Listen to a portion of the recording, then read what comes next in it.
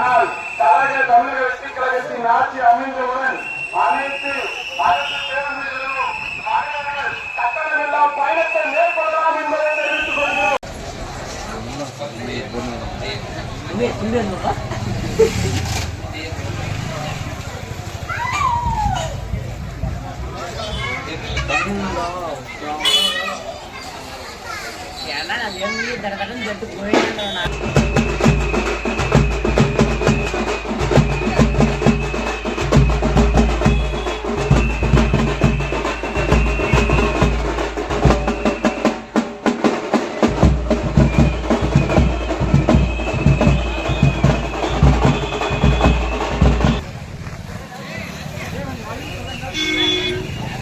இன்று தமிழக வெற்றி கழகமா மாற்றி தேர்தல் களத்தில் உங்களை நம்பி வந்திருக்கிறோம். மாற்றம் காலையிலிருந்து இதோட 17வது இடம். ஒரு இடத்தையும் உற்சாக முறையில எல்லாருமே அன்போட வரவேற்கிறீங்க. இந்த வெயில்ல கூட நான் ஒரு 10 நிமிஷம் கூட காலையில இருந்து நான் ஓய்வு எடுக்கல. உங்கள ஒரு அண்ணனா, உங்கள ஒரு மகனா, உங்களுடைய தம்பியா நினைச்சு என்னை இந்த அளவுக்கு வரவேற்கிறீங்கன்னா இங்க அரசியல் செய்யற நடிப்பு துறையில இருந்தவெல்லாம் அரசியல் களத்துக்கு எப்படி வந்துட்ட அப்படின்னா, நடிகர்னா ரசிகர் மன்றம்னா 1993 ரசிகர் மன்றம், அதுக்கு பிறகு அது நற்பணி மன்றமாச்சு, அதுக்கு பிறகு நற்பணி இயக்கமாச்சு.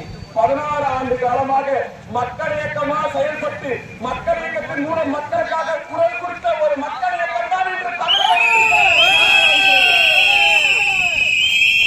நினைச்சிருந்தா 500 கோடி ரூபாய் சம்பாதிச்சுக்கிட்டு எந்த கஷ்டமும் இல்லாம கல்யாணம் ஆகிறவருக்கு தங்கமே அணிவிச்சது கிடையாது. என் குடும்பம் அவ்வளவு வறுமை. அதே போல என்னுடைய கணவர் வீட்டிலும் தங்கம் கிடையாது. தங்கமே அணிவிக்காத குடும்பத்துல இன்னைக்கு என் மகன் விஜயன் பிறகு அறிவிக்கப்படும் என்பதை தெரிவித்துக் கொள்கிறோம். மகளிருக்கான சுய உதவி குழு சிங்க மேம்பாட்டு திட்டத்தின் கீழ் 5 லட்சம் ரூபாய் 100% மானியத்துடன் வழங்கப்படும் என்பதை தெரிவித்துக் கொள்கிறோம்.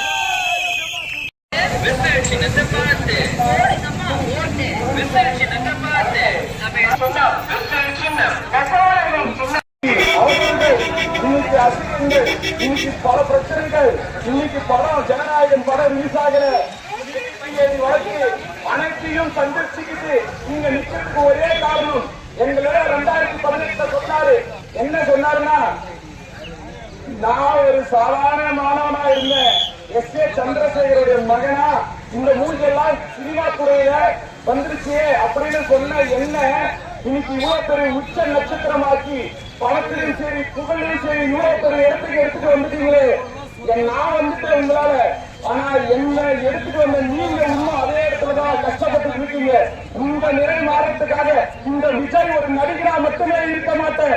கண்டிப்பா இந்த மக்கள்